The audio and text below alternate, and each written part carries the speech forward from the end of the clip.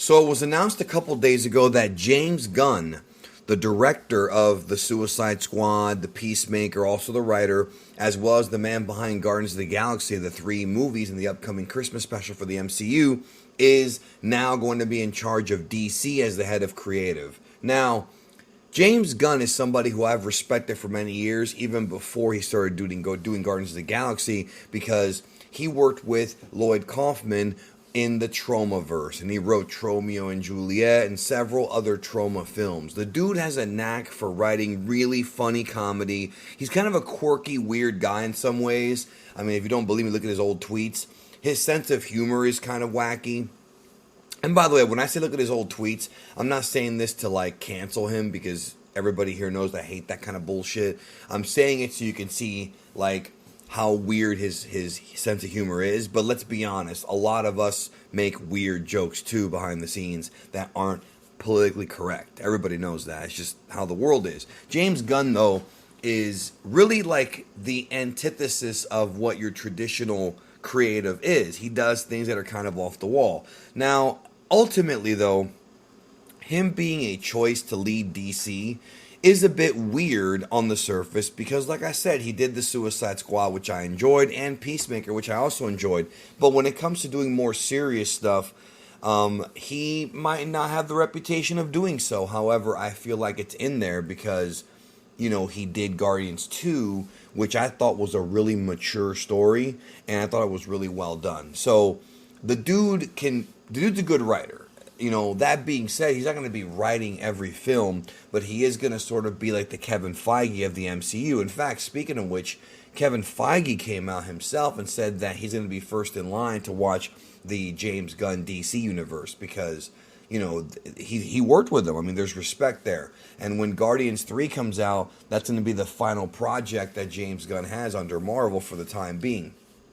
That'll be the end of the Guardians, and he'll be moving over to DC to work on not just the Peacemaker, but whatever else they got cooking. Now, the reason why this is a good move is because, at the very least now, we have a filmmaker, we have a creative that's behind the creative. In other words, we have a figurehead, we have a leader, someone that the company can point to when there's a problem, when they can point, somebody they can point to for questions, someone they can point to kind of guide the ship, so to speak, and the buck stops with him. That's something that I think DC has needed.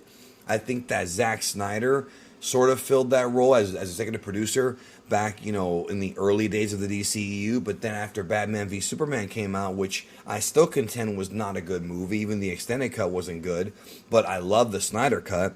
You know, DC kind of got scared. You know, the corporation got scared and they pulled back and they pulled rank on him. And, you know, then, of course, he had that tragedy happen with his daughter.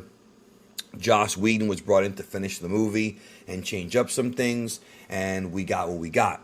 However, with James Gunn, a couple things do concern me, and that is, when is DC going to pull the plug on him? James Gunn, you know, can be a little bit edgy, but also he's a genuine dude.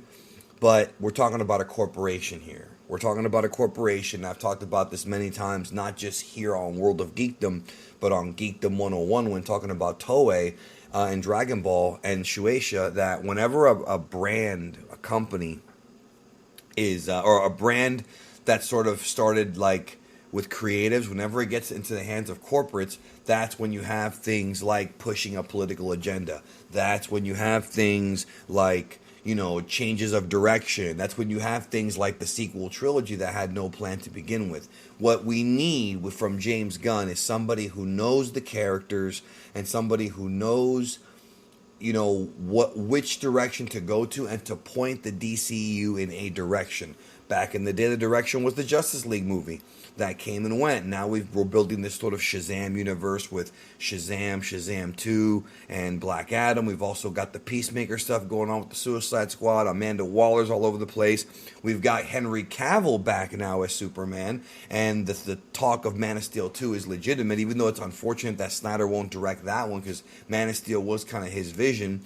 And then, you know, we've also got things like the possibility of Ben Affleck coming back to play Batman, and maybe even Michael Keaton coming back to play Batman like he's going to do in the Flash film. So there's positivity here. Having somebody in charge of this is the correct thing to do.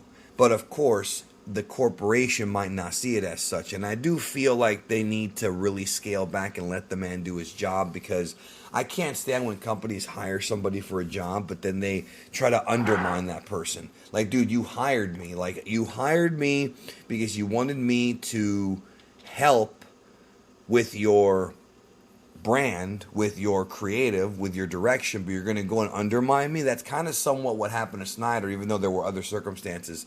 You know, Snyder's had some issues with DC, but Snyder, you know, I think he, at least with Snyder, and I've said this, you know, I am not the biggest Zack Snyder fan, but I do love a lot of his movies, right? I feel like at least with Zack Snyder, you had a sense of direction. You had somebody there who was going to be in the middle of it all, who was going to, you know, who was going to give a direction. Whether or not that direction is something that the Superman fans wanted, or the Batman fans, or the Green Lantern fans, or whether or not that's a direction that the fans are okay with, or even the corporates, at least you had a thread of build up. At least, you know, you saw Batman v Superman, Man of Steel, Wonder Woman, Aquaman building to Justice League, even though Justice League came out, I think, before Aquaman. I don't really think it was before. So it was. So you've got that sort of thing going on. Now we have somebody back in charge who I think an unusual pick, some would say, but one that it's a positive choice, because at least, again, we have direction. And it's also a situation where that's really important, because look at where Kevin Feige took Phase 1, 2, and 3. Yes, Phase 4 has a lot of problems. We've all talked about it. But Phase 1, 2, and 3, Feige went in there and just, really changed the way movies are made. And there is a respect there. And hopefully, instead of turning this into DC versus Marvel, which seems to be a constant debate for decades, it can be more so like, hey, Marvel just put out Black Panther 2.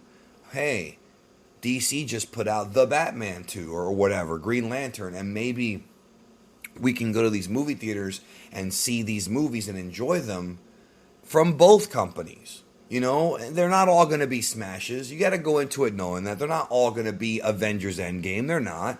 But that's okay. I'm not expecting that. I'm expecting at least a direction, so that way one thing can build onto something else. Then when we have the payoff finally, it's gonna make sense. And I think James Gunn, hey man, they got someone whom I do respect, who is wacky and talented, and what more could you ask for? What do you think about James Gunn taking over DC as the creator for the DCEU? We're going to have interconnected movies again. It's going to be good. So what do you think? Let me know.